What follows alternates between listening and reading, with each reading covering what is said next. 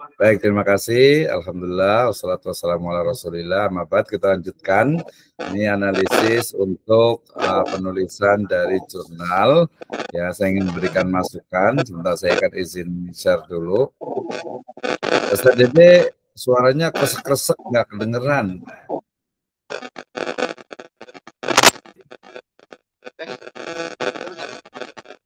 Oke, ini ya.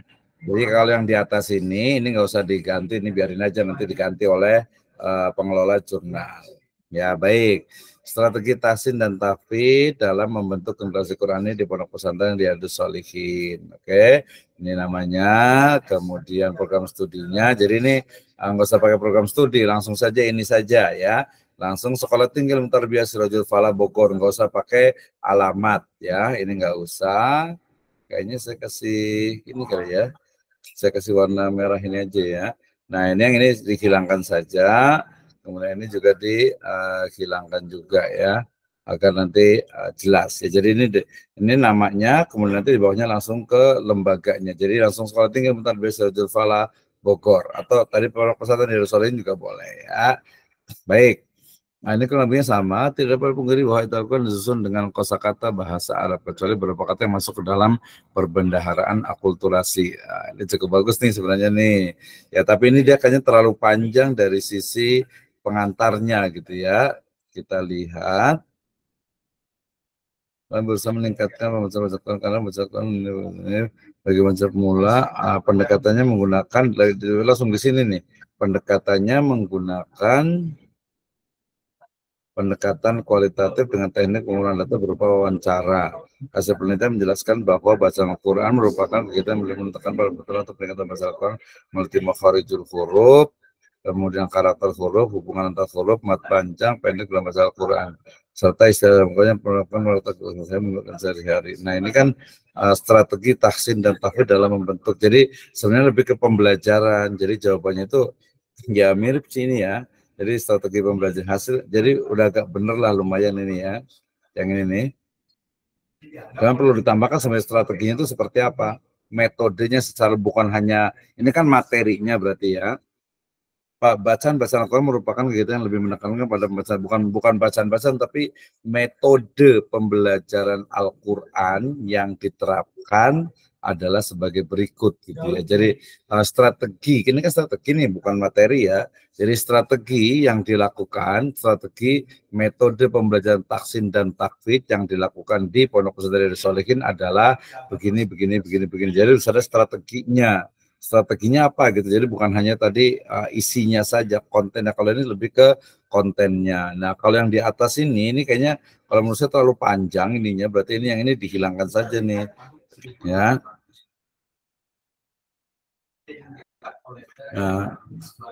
Nah, dari sini ini perlu kayaknya kalau saran saya dihilangkan saja. Nah, ini ya. Jadi merahnya kayaknya dihilangin aja deh. Ya. Kemudian itu ada kata kunci tahsin, tilawah, Al-Quran, kaidah, tajwid, dengan strategi juga ya, strategi. Karena strategi, sebenarnya yang lebih tepat ini sebenarnya strategi pembelajaran Al-Quran, karena strategi tahsin, ya, strategi tahsin. Nah, strategi, kalau tadi metode, cara ya, cara mengajarkan tahsinnya. Nah, ini mungkin agak ketukar dikit nih, ya. Nah, pendahuluan kita lihat, sebagai upaya untuk meningkatkan daya manusia berkualitas dan menjadi khairul ummah diperlukan ilmu hikmah, maka kita dapat melihat dan membaca dalam keadaan gelap sekalipun. Bisa juga ya membaca dengan gelap ini ya. Karena dengan ilmu atau hikmah, pilih aja lah ilmu aja lah, kata-kata ilmu aja gitu ya. Ilmu adalah teman kita ketika dalam kesepian. Ilmu akan membawa kita dari cahaya gelap kepada cahaya terang. Oh, ada ya cahaya gelap ya, cahaya yang gelap gitu ya. Kayaknya kalau gelap itu sebenarnya bukan cahaya, tapi gelap itu karena ketiadaan cahaya gitu ya. Itu gelap namanya gitu. Jadi membawa kita dari cahaya gelap, kayaknya nggak ada cahaya gelap gitu. Jadi cahaya terang gitu ya. Gak apa-apa lah ya, kita lanjut ya. Jadi ini agak sedikit ini, jadi pendahuluannya, kemudian kemampuan membaca, reading, jangan lupa tadi penulisan kata asing pakai miring ya, italic ya, writing, reading gitu ya, Allah Subhanahu wa taala SWT-nya itu dipastikan semua harus konsisten, termasuk juga SAW-nya SAW ini juga harus konsisten juga. Kemudian tadi jangan menggunakan kata sambung di awal ya, di dalam Al-Qur'an disampaikan, di-nya itu disambung gitu ya. Nah, itu. Oke, kemudian ini pastikan penulisan ini kayaknya agak lewat dikit ya, ininya agak-agak jarang nih ya. Nanti dipastikan lagi. Ini Al-Quran A-nya kecil, Q-nya besar. Kayaknya ini yang benar nih. Nanti sesuaikan ya. Kemudian ini hadisnya, tentang hadis. Cukup panjang metodenya atau latar belakangnya. Ya, metodologi penelitian. Jadi pakai metode saja karena satu ya. Nah, ini ada cukup panjang nih. Ini nih. Ya, satu, dua ya, cukup panjang nih sebenarnya. Ini tapi ini kayaknya lebih banyak ke ini, lebih banyak ke pembahasan tentang ini ya, tentang metodenya ya. Jadi pembahasannya itu strateginya gitu ya. Kemudian metode ini nggak usah pakai 1, 2 begini, langsung ke jenis penelitian. Berarti penelitian kualitatif menggali pemahaman tentang strategi tahsin dalam bentuk kualitas generasi Qur'annya, melibatkan analisis literatur, wawancara, dan observasi. Nanti disebutkan nih literaturnya apa, pengumpulan data, literatur peneliti akan melakukan penelusuran literatur untuk mengumpulkan informasi. Nah, ini dia masih terlalu apa ya, normatif gitu ya. Nih, jadi ini disebutkan nih. Jadi pengumpulan data literatur ini apa saja? Ada nggak pakai literatur? Atau mungkin karena tadi strategi, sebenarnya dia nggak pakai literatur sih. Literatur dokumentasi kayak bukan literatur ya. Jadi dia lebih kepada mungkin ada pedoman pembelajaran apa tahsin tahwinnya, tahsin dengan tahfidnya gitu ya. Kemudian juga mungkin ada aturan-aturan lainnya gitu. Itu di studi dokumentasi sebenarnya bukan literatur gitu ya. Wawancara, nah sebutkan tuh wawancaranya siapa saja yang bertanggung jawab. Jadi nggak tidak secara umum gitu ya, mengajar hafizah wawancara berfokus pada pengalaman, pandangan, pemahaman mereka tentang strategi taksin gitu. Jadi langsung ke implementasi aja sebenarnya. Jadi bagaimana implementasi dari taksin yang di situ tuh ya. Oke, kemudian observasi melihat ke sana metode penelitian menggali. Oh, di sini ada metode lagi ya, ada pengulangan ya. Nanti metode 1 kali 1 saja metode penelitiannya ya. Hasil pengertian tahsin tilawah ini sebenarnya boleh, tapi sebenarnya enggak juga nggak apa-apa juga sih karena dia udah bukan hasil. Jadi hasil itu langsung ini biasalah kalau ada kata-kata tulisan 12 ini biasanya jempolnya agak lupa ngenternya atau ngedelete-nya gitu ya. Jadi kata-kata 12-nya itu biasalah, nggak aneh ya. Nanti yang deskripsi juga sama, nanti makanya diperbaiki ya. Tilawah secara bahasa, asal bahasanya, kemudian ini masih bicara tentang makhorijnya, kemudian ini bicara tentang maksud dari pemberian taksin, pentingnya taksin, tujuan taksin, kemudian kesimpulan. Nah, dia belum membahas yang utama malah. Jadi yang utama itu adalah tadi ya strategi. Nah, ini kan strategi. Jadi strateginya seperti apa? Yang namanya strategi berarti pahami dulu tentang strategi. Misalnya strateginya itu dilakukan pada pagi hari setelah sholat subuh dan setelah sholat maghrib misalnya. Itu strategi ya.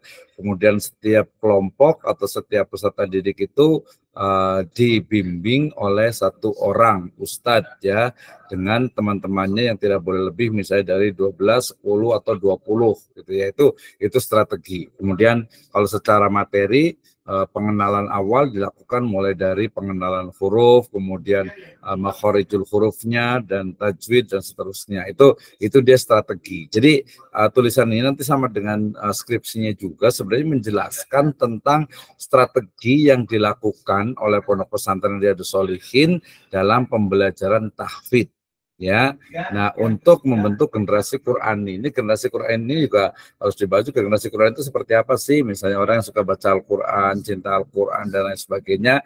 Nah, itu juga dijelaskan karena menggunakan istilah itu. Jadi strategi taksin dan takfidznya, kemudian generasi Quran ini seperti apa di Pondok Pesantren Riyadhus Shalihin. Ya, kayak tadi sampai ke kesimpulan ya. Ini kesimpulannya, saya baca kesimpulannya belum ya?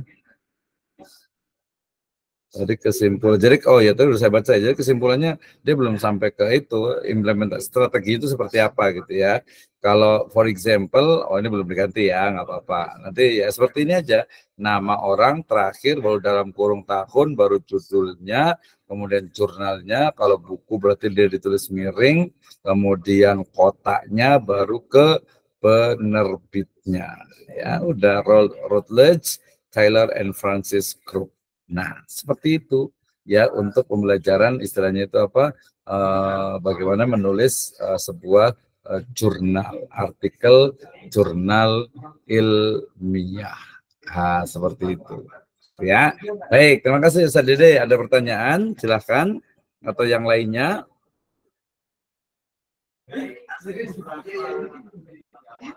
Silahkan. Ya, ya. Ada pertanyaan? Halo, Assalamualaikum.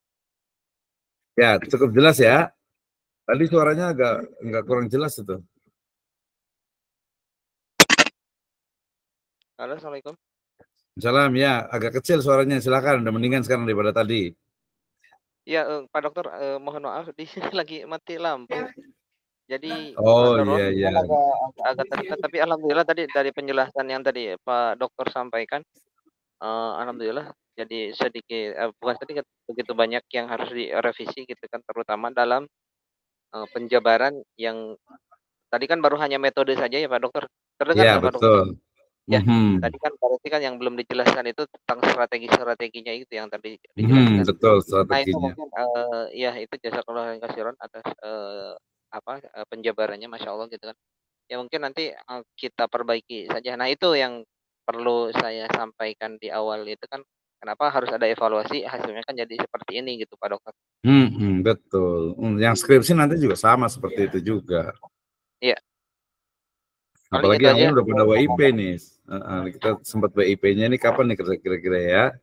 Iya, Ya, insya terima Allah. kasih Ustaz Dede ya. Tadi mohon Sama. maaf tadi masuk ini juga, tapi intinya nanti nah setelah diperbaiki nanti kita lihat lagi. Saya lihat aja lah, nggak usah di ini lagi revisi lagi gitu ya.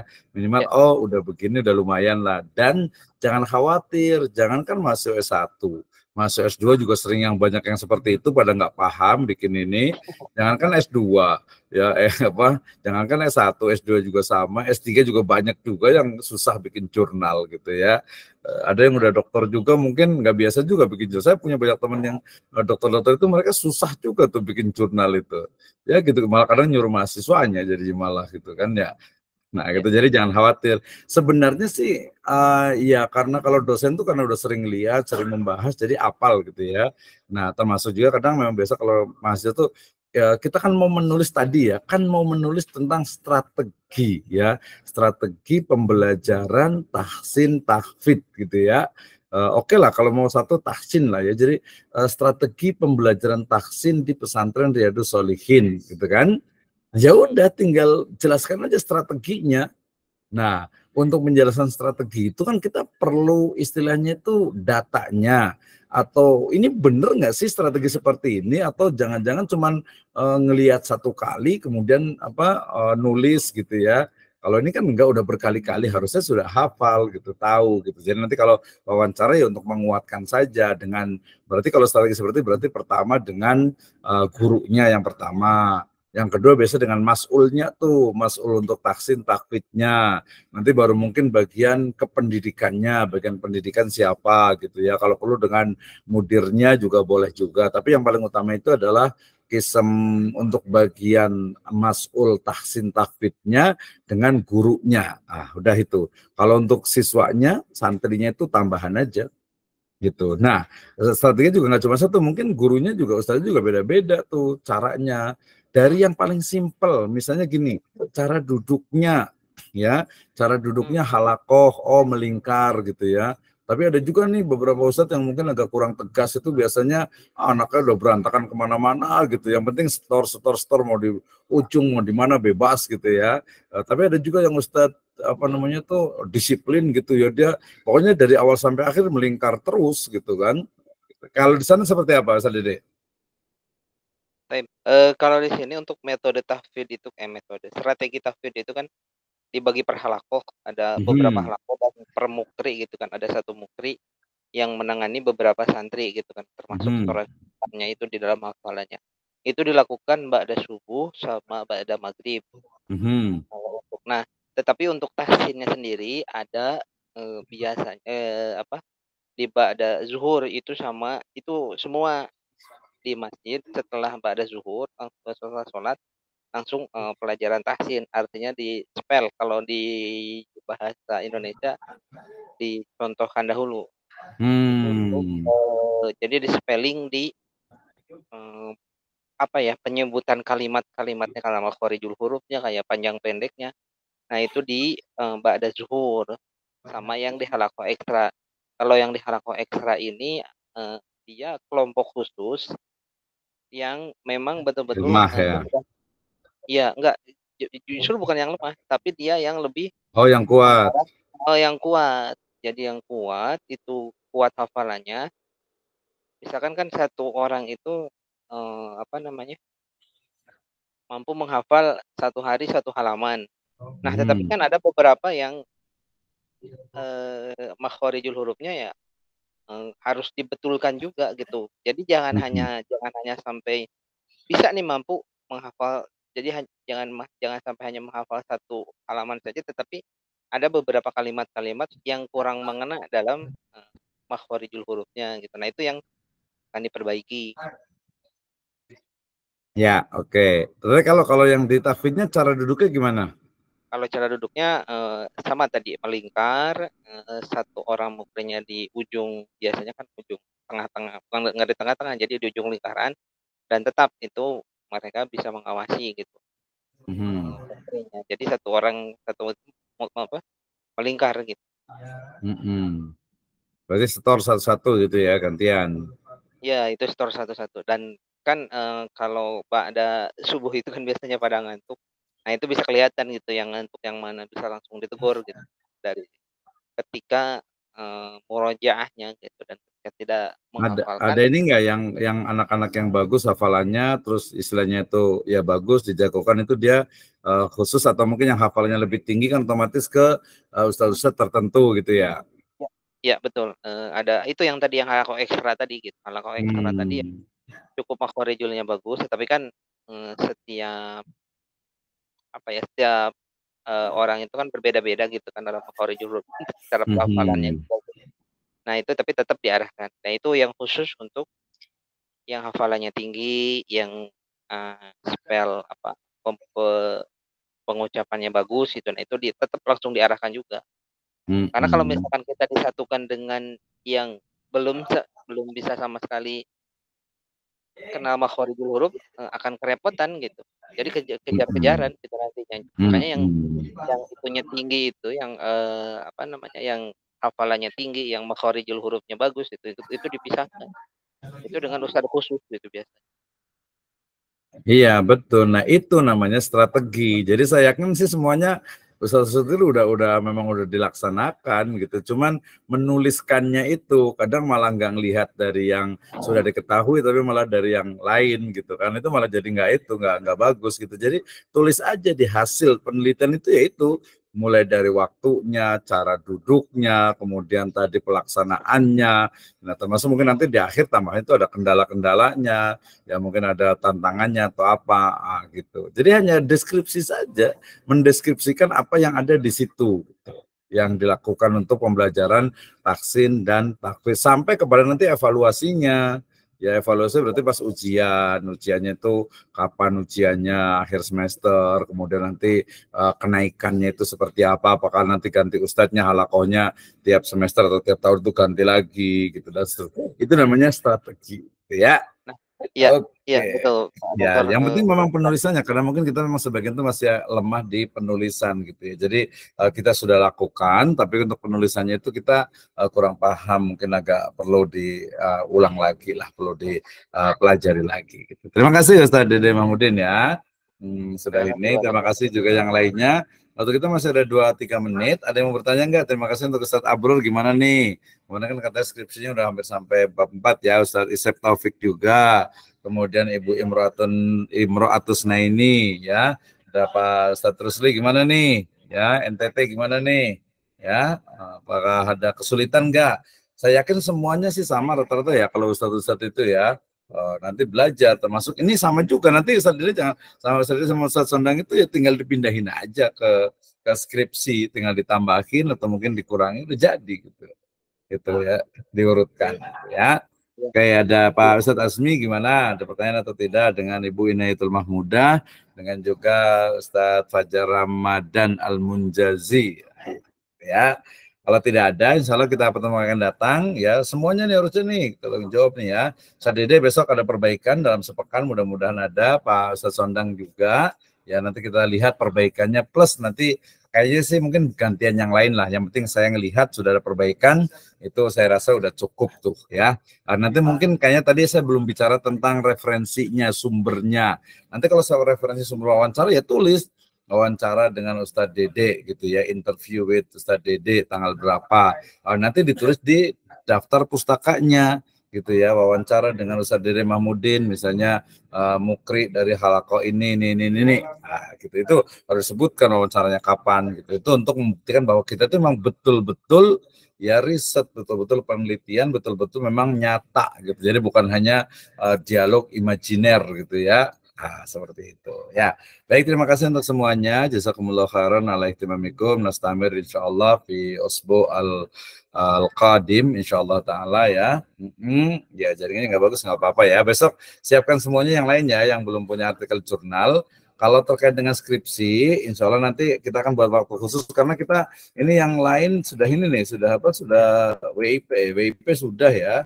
Jadi kita akan buat WIP-nya juga kayak kemarin-malam sebenarnya bisa dibuat sebagai WIP tuh ya. Kemudian untuk komprehensifnya nanti saya akan bicara dengan Pak Ketua nih apakah hari ini sudah banyak banget yang lagi pada yang komprehensif terutama yang kelas A dengan kelas B, ini ada kelas C ya. Jadi kayak kita kayaknya kemungkinan besar tuh besok ya. Besok beberapa ada yang bisa, ada yang habis zuhur gitu ya. Nanti saya akan pastikan dengan ada sekelas prodi dan juga prodinya. Demikian wallahu a'lam bishawab.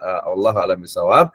In wajadtum khata'an fa huwa minni, in wajadtum sawaban fa huwa indallahi azza wa jalla. Wa nahtatim bilhamdalillah wa doai kafaratul majlis. Alhamdulillahirabbil alamin. Subhanakallahumma bihamdika asyhadu an la ilaha illa anta astaghfiruka wa atubu ilaik. Wallahu muwaffiq ila aqwamit thoriq. Assalamualaikum warahmatullahi wabarakatuh. Waalaikumsalam.